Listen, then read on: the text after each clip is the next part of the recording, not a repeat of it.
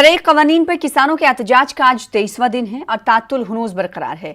बातचीत के लिए राह हमवार करने की कोशिशें भी जारी हैं। समझने, समझाने, तजवीज़ पेश करने, तजवीज़ों को रद्द करने और बातचीत के लिए नई जमीन तलाश करने का सिलसिला जारी है। किसानों के एहतजाज से जुड़ा मामला अदालत में भी ज़ेर समाअत है। इस बीच वज़ीर ज़राअत नरेंद्र सिंह तोमर ने किसानों के नाम 8 सफ़ात पर मुश्तमिल खुला खत लिखा है, जिसमें उन्होंने लिखा है कि हुकूमत के जरिए इस्लाहात के हवाले से अपोजिशन जमातें किसानों को गुमराह करने की कोशिश कर रही हैं। नरेंद्र सिंह तोमर के मुताबिक एमएसपी यानी मंडी जारी रहेगी, मंडियों को बंद नहीं किया जाएगा। एमएसपी को मुस्तहकम किया जा रहा है। उन्होंने खत में किसानों को यकीन दहानी कराई कि किसानों की जमीन पर कोई खतरा लाहक नहीं, जमीन पर मालिकाना हक उन्हीं का रहेगा।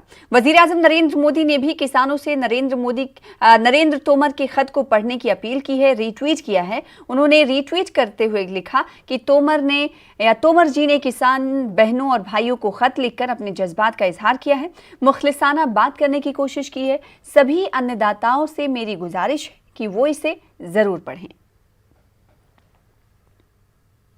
कल तोमर जी ने चिट्ठी लिखी है वो देश को भ्रमित करने वाली है।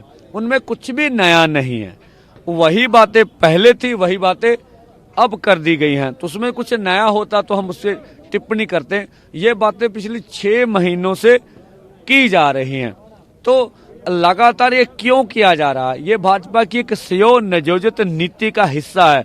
कभी स्वयं उधर कांग्रेस लीडर राहुल गांधी ने किसान आंदोलन के मुद्दे पर मरकजी सरकार को एक बार फिर घेरा। राहुल गांधी ने एक मीडिया रिपोर्ट का हवाला देते हुए कहा कि किसान आंदोलन में अब तक 22 किसानों की मौत हो चुकी है। राहुल गांधी ने ट्वीट करते हुए लिखा कि और कितने किसानों की कुर्बानी देना होगी। उन्होंने मोदी सरकार से सवाल किया कि किसान मुखालिफ ज़राई क़वानीन कब खत्म किए जाएंगे।